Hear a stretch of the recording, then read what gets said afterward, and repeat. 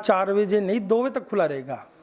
तो उस दौरान मैं बैंक के लिए निकला तो मेरे घर से 300 मीटर आगे जाके एसडीएम महोदय ने मुझे रोक लिया और मेरे बड़े भाई रवि गोयल मेरे साथ थे।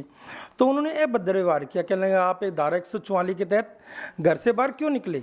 मैंने उनको कारण बताया कि सर आप देख लो मेरी बैग में पैसे हैं और मैं पैसे बैंक में जमा कराने जा रहा हूँ, आपको कोई तकलीफ है इस चीज़ से तो आप मेरे साथ बैठ जाओ बैंक में, बस चलो मेरे साथ मुझे तो पैसे ही जमा कराने हैं और कोई काम नहीं है। और मेरे घर से बैंक 500 मीटर दूर है सिर्फ। उन्होंने अभद्र व्यवहार करते हुए मुझे गाली गलौज की, हमारे माननीय प्रधानमंत्री मोदी जी को गाली निकाली और माननीय मुख्यमंत्री जी मनोहर लाल जी खट्टर, अनिल जी विज, उनको भी तानाशाही शासक के रूप में प्रदर्शित किया। और उन्होंने विश्व हिंदू परिषद को भी गुंडा तत्व कह के संबोधित किया।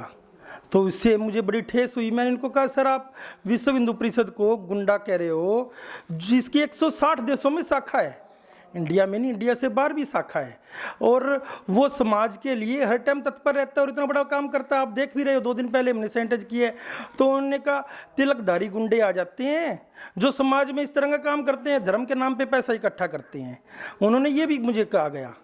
तो जी मैं उनके खिलाफ सख्त से सख्त कार्रवाई चाहता हूँ। किस तरह की कार्रवाई चाहते हैं आप? मैं चाहता हूँ सर जो भी कानूनी रूप में ठोस से ठोस कार्रवाई हो वो उन पे की जाए, ताकि आगे से कोई भी पुलिस प्रशासन इस तरह का किसी भी व्यक्ति के साथ अभद्र व्यवहार ना करे। आपने अपनी शिकायत को कहीं उच्च अधिकारियों को भी भेजा है? मैंने अपनी शिकायत जी माननीय प्रधानमंत्री हमारे मोदी जी उनको भेजी है और मनोहर लाल जी खट्टर उनको भी मैंने शिकायत भेजी है, अनिल जी विज को भी भेजी है, कमिश्नर ऑफ पुलिस हिसार उनको भी दी है, डीसी सिरसा उनको भी दी है, एसपी साहब को भी दी है। मैंने अपनी शिकायत ईमेल के जरिए सबको भेजी है। जिस समय विकास गोयल के साथ में एसडीएम एलनाबाद की कहासुनी हुई, उस समय विकास गोयल की गाड़ी में उनके बड़े भाई रवि गोयल भी मौजूद थे। इस समय हमारे साथ भी मौजूद है रवि गोयल। उनसे हम जानते हैं कि पूरा घटनाक्रम क्या हुआ था और उनकी क्या मांग है। जब मैं बैंक अपने भाई के साथ जा रहा था तो मेरी गाड़ी में बच्चों के द्वारा रखी हुई एक एपी पड़ी थी। एसडीएम साहब कहने लगे भाई गाड़ी में शराब रखी है, चलो इसको टेस्ट करवाओ, और इन्होंने भी शराब पी रखी है। तो मैंने कहा सर दोनों का ही टेस्ट हो जाना चाहिए, कोई बुराई नहीं है, मुझे लग रहा है नशे में तो आप भी हैं, मेरा परिवार कभी शराब नहीं पीता है।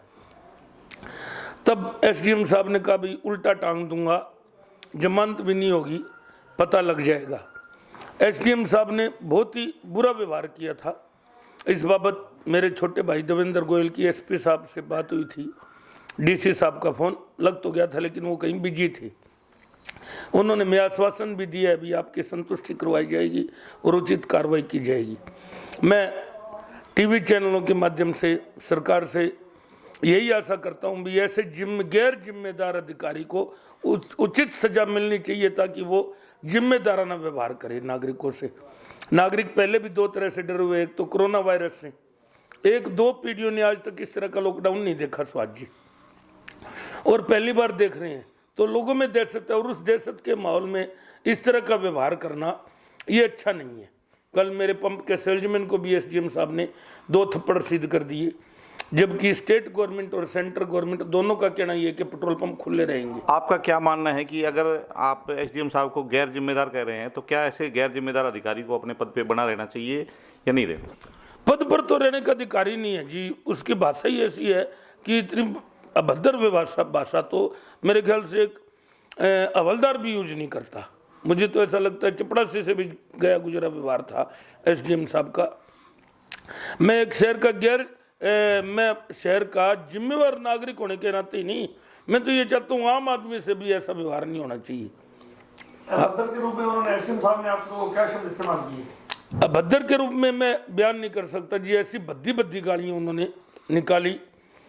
हिंदू संगठनों के नाम के ऊपर गुंडागर्दी करने का आरोप लगाया और हिंदू संगठनों को भी गुंडा संगठन बताया।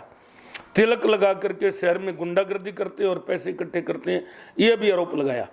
जबकि अभी रविवार को लॉकडाउन के दिन जब जनता कर्फ्यू था, हमने पूरे शहर को सैनिटाइज किया और उस सैनिटाइज के दौरान हमने शहर से एक भी पैसा चंदा इकट्ठा नहीं किया।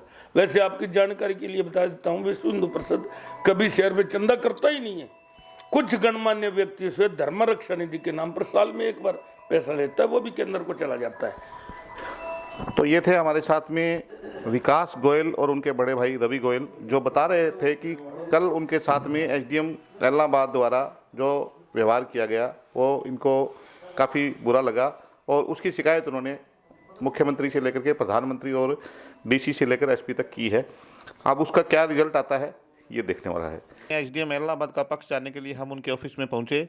आइए जानते हैं कि एसडीएम इलाहाबाद ने इस मामले के बारे में क्या कहा। एसडीएम इलाहाबाद हमारे साथ बातचीत करने के लिए मौजूद है। आइए हम उनसे जानते हैं कि पूरा मामला क्या था और किस तरह से ये घटनाक्रम हुआ था। जी सर। उनका घर जो है वो इस पे सेसा रोड पे स्थित है। बाद में मैंने पता किया तो वो दोनों भाई आ रहे थे, मैंने उनको रुकवाया तो वो कहे भी पेट्रोल पंप पे जा रहे हैं, तो मैंने कहा भी आपको तो पैदल आना चाहिए क्योंकि गाड़ी निकालनी थोड़ी सी, उनको मैंने इसी बात के लिए चेताया था। और क्योंकि वो बीजेपी की झंडी लगाए हुए थे तो मैंने कहा भी आप तो रिस्पॉन्सिबल पार्टी से और भी, तो आपको तो और भी गंभीर होना चाहिए। इतनी बात हुई थी। नहीं जैसा उन्होंने बताया कि आपने उनको उतरते ही जो है प्रधानमंत्री को कुछ अपशब्द कहे हैं, मुख्यमंत्री को अपशब्द कहे हैं, उनको आपने विश्व हिंदू परिषद को गुड्डा तत्व बताया। नहीं, मैंने कुछ ऐसा कुछ नहीं कहा। मैंने उनको ये कहा कि आप तो जिम्मेवार व्यक्ति हो और जिम्मेवार पार्टी से हो और मोदी जी और मनोहर जी इतने प्रयास कर रहे हैं तो आपको तो इसमें और संजीदा होना चाहिए, ये बात थी। नहीं, जैसे उन्होंने आरोप लगाया, मेरे पास कैमरे पे ऑन रिकॉर्ड है। उन्होंने कहा है कि एसडीएम साहब ने विश्व हिंदू परिषद को तिलकधारी गुंडे बताए, एसडीएम को अपने प्रधानमंत्री जी को और मुख्यमंत्री जी को तानाशाह बताया। कोई व्यक्ति, कई लोग ऐसे वक्त पे अपनी राजनीति चमकाने के लिए, ये उसका अवसर नहीं होता, ऐसा कार्य करते हैं, झूठ बोलते हैं। तो जैसे आपने कल बताया था कि वो शराब पी रहे थे, तो वो शराब नहीं, वो एपी फीस की बोतल थी। उनके हाथ में एपी फीस की बोतल थी, मैं शराब नहीं कह रहा। निकर में बैठे हुए थे वो और उन्होंने बड़ी स्टाइल से गाड़ी खड़ी करी, जबकि आमतौर पे नाके पे जो गाड़ी रुकवाई जाती है तो नीचे उतर के अपना परिचय देना होता है, अपने कागज दिखाने होते हैं। उन्होंने ये भी आरोप लगाया कि आपने उनको थप्पड़ मारने का प्रयास किया। नहीं, कोई, मैंने कुछ नहीं किया, पुलिस खड़ी थी, मैं कोई अकेला नहीं था, मैं क्यों थप्पड़ मारूंगा उसको। शहर में कई और भी जगह से घटनाएं आ रही है, कुछ चीजें आ रही है कि एसडीएम साहब का जो व्यवहार है वो बहुत ही रूड है और एक इतने बड़े अधिकारी को ऐसा नहीं होना चाहिए, जबकि प्रधानमंत्री जी खुद कह रहे हैं कि पोलाइट होना चाहिए। ऐसा है, बिल्कुल पोलाइट होना चाहिए, लेकिन कई लोगों के साथ जो लोग अनुशासन नहीं बनाते उनकी कड़ाई से पेश आना पड़ता है जी। और अगर मैं उनके साथ कुछ करता तो वो केवल ये है कि पुलिस ने उनको छोड़ दिया बिना चालान, उनके पास कागज भी नहीं थे, अदरवाइज उनका चालान होता। अगर उनका चालान होना था तो सिर्फ झंडी का हो सकता था ना, कि अगर मान लो इलीगल उन्होंने झंडी। नहीं, झंडी, कागज भी नहीं थे उनके पास, कागज भी नहीं थे। और उन्होंने किसी नाके पे वाहन रुकवाने पे वाहन ना रोके तो भी उसका प्रोविजन है। तो पुलिस पे भी कार्रवाई होनी चाहिए। उन्होंने जब नहीं, वो फिर बाद में, मैं वहाँ था नहीं, मैं चला गया था वहाँ से। हाँ। फिर मैंने उससे पूछा तो उन्होंने कहा भी उन्होंने रिक्वेस्ट की तो हमने छोड़ दिया, कागज देखे। उन्होंने ये डिमांड करी है कि एसडीएम साहब का जो है वो थोड़ा सा व्यवहार अच्छा नहीं था। जो चाहे कर सकते हैं, जो चाहे डिमांड कर सकते हैं, नागरिक है वो, स्वतंत्र भारत देश के नागरिक हैं। ऐसे लोग अपनी राजनीति चमकाने के लिए कुछ भी करते हैं, वो फ्री हैं करने के लिए, उनके पूरे अधिकार हैं। तो ये थे हमारे साथ में इलाहाबाद के एसडीएम दिलबाग सिंह जी, जो बता रहे थे कि कल जो घटनाक्रम हुआ था उसमें ऐसा कुछ भी नहीं था जो विकास गोयल ने आरोप लगाए हैं, और ये सिर्फ कानून व्यवस्था को बनाए रखने के लिए और भीड़ को रोकने के लिए किया गया उनका एक प्रयास मात्र था। इलाहाबाद से कैमरामैन अनिल के साथ सुभाष चौहान, चैनल डी।